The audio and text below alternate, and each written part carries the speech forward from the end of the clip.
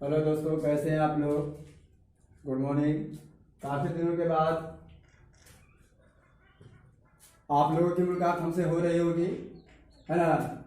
क्योंकि मैं काफ़ी दिन से वीडियो नहीं बना रहा था। मैं यह सोच रहा था कि लॉकडाउन 15 अप्रैल को खुल ही जाएगी तो उसके बाद ऑफलाइन क्लास चालू हो जाएगी, लेकिन सरकार का फैसला कुछ अलग आया कि नहीं, लॉकडाउन की स्थिति को और भी बढ़ाया जाए, क्योंकि कोरोना का कहर दिन प्रतिदिन बढ़ता जा रहा है, जिसके कारण उन्होंने लॉकडाउन की स्थिति को और बढ़ा दिया।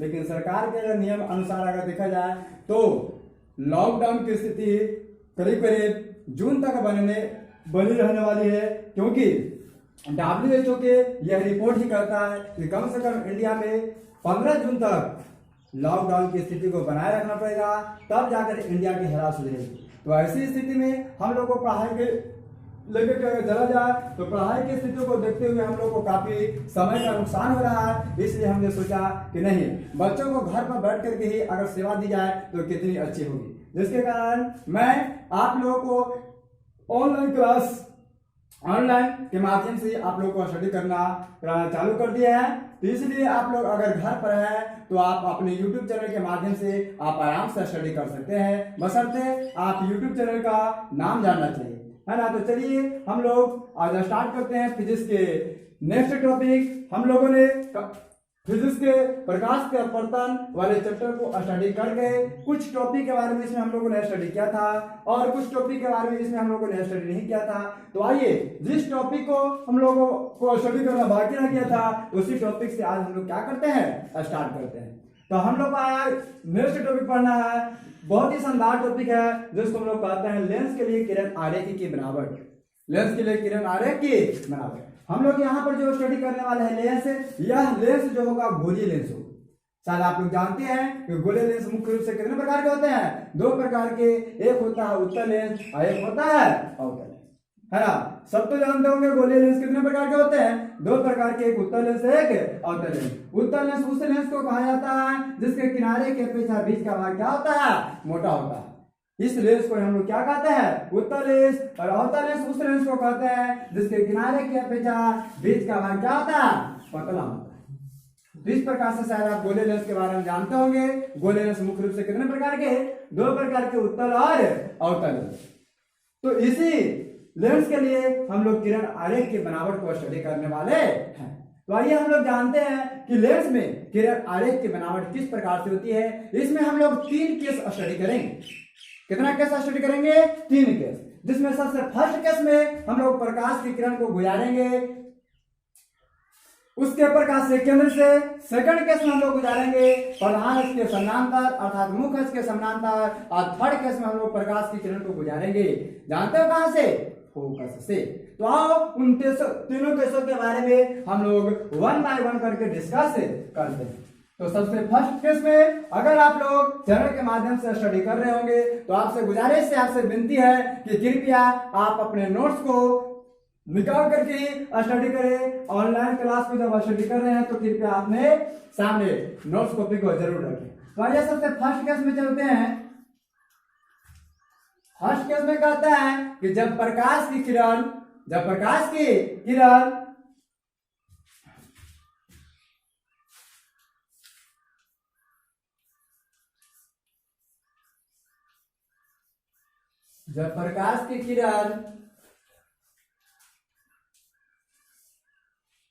वक्रता केंद्र की दिशा में आपतित हो, या प्रकाश से केंद्र कह सकते हैं, यहां पर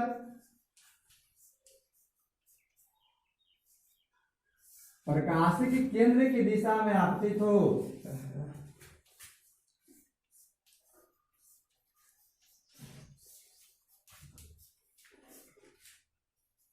आपतित हो।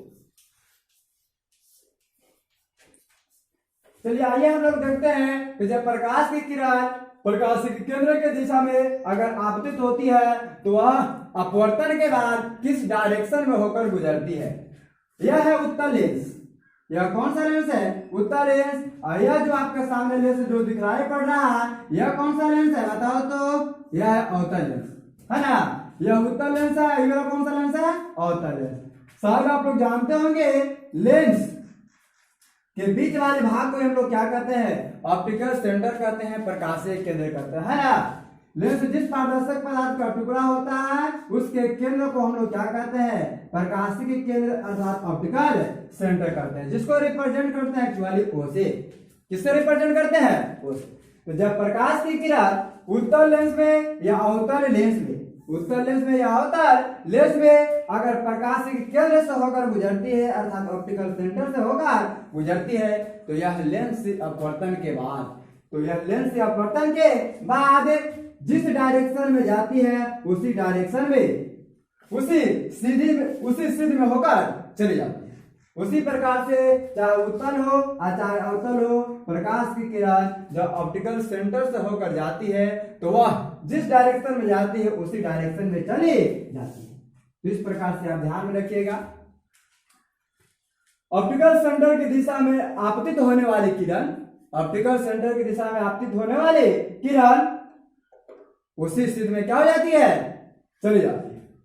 चलिए हम लोग अब सेकंड केस को स्टडी करने वाले हैं। चलिए सेकंड केस में फटाफट लिखिएगा, जब प्रकाश की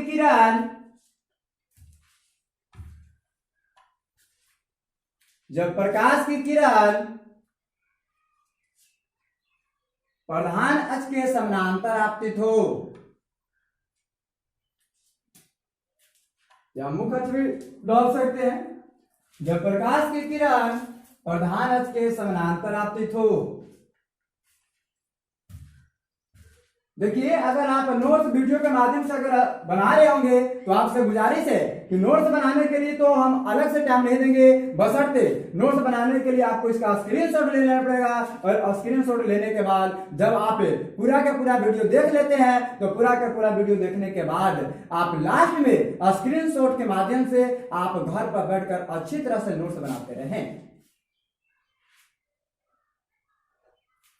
न तो वीडियो को पीछे बार बार बैक करके आप नोट्स को बना सकते हैं, रोक रोक करके भी बना सकते हैं, है ना। तो सेकंड केस में क्या कर रहे थे? हाँ देखिएगा, सेकंड केस में जब प्रकाश की किरण प्रधान अक्ष के समानांतर आपतित हो,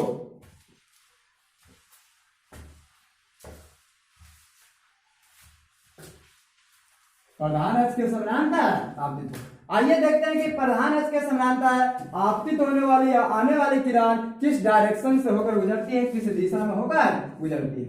यह है उत्तल लेंस। यह कौन सा लेंस है छोटू? उत्तल लेंस। और इस जो साइड में दिखाई दे रहा लेंस, यह कौन सा लेंस है? अवतल लेंस, है ना। जानते हो शायद आप उत्तल लेंस जिससे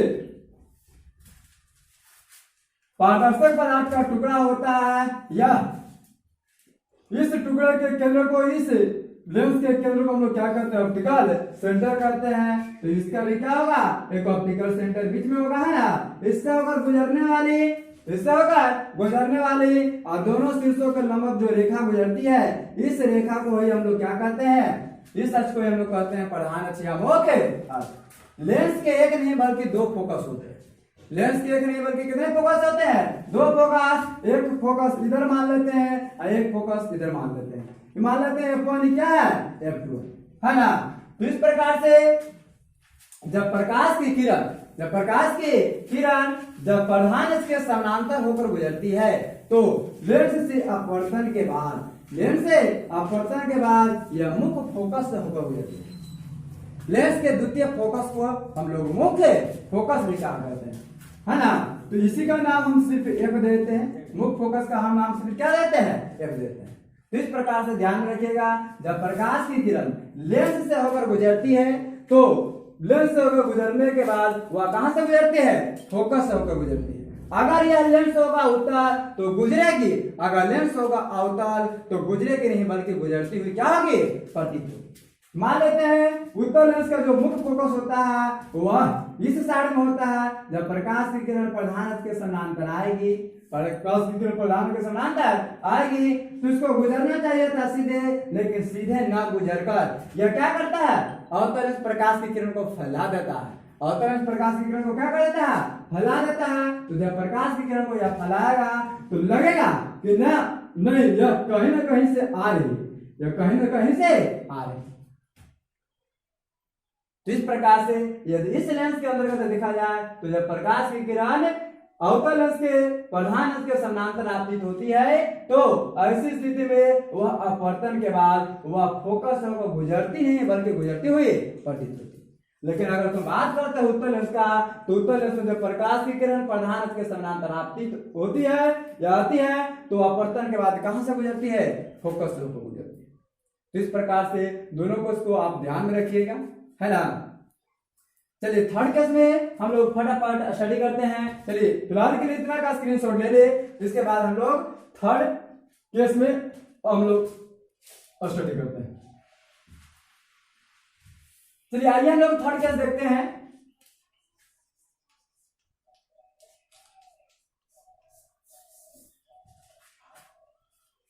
लिखिएगा केस नंबर थर्ड में जब प्रकाश की किरण फोकस की दिशा में आपतित हो, जब प्रकाश की किरण फोकस की दिशा में आपतित हो,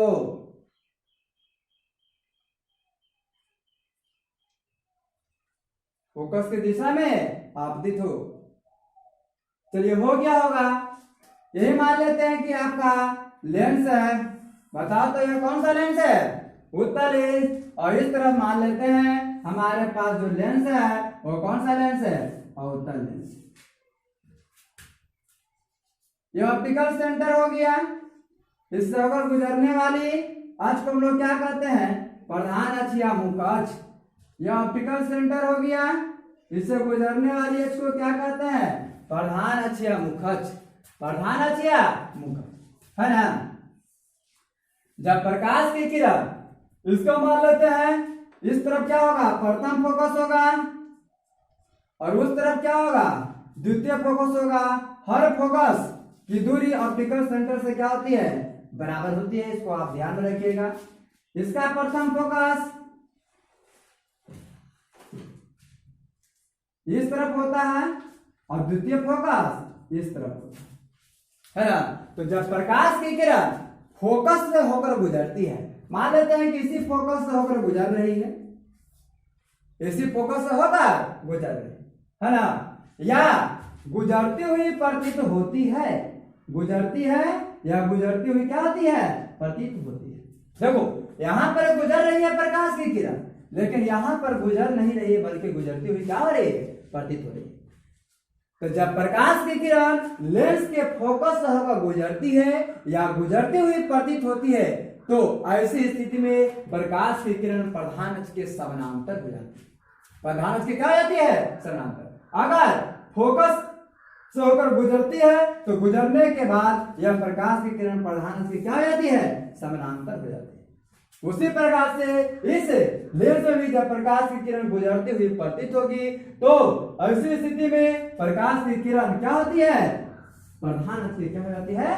समानांतर। इस प्रकार से हम लोगों ने तीन केसों को जाना, है ना। फर्स्ट केस में प्रकाश की किरण प्रकाश से केंद्र से होकर गुजर रही थी। सेकंड केस में प्रकाश की किरण प्रधान अक्ष के समानांतर गुजर रही थी और थर्ड केस में प्रकाश की किरण किससे गुजर रही है? फोकस से होकर गुजर रही है या गुजरती हुई प्रतीत हो रही है। तो इस प्रकार से दोनों लेंसों को हमने एक ही बार स्टडी कर लिए, उत्तल लेंस और अवतल लेंस के बारे में। नेक्स्ट क्लास में हम लोग को स्टडी करना है विभिन्न दूरियों पर रखी हुई प्रतिबिंबों की स्थिति, आकृति एवं आकार, उत्तल लेंस में भी और अवतल लेंस में। तो आज के लिए इतने ही पर समाप्त रखते हैं।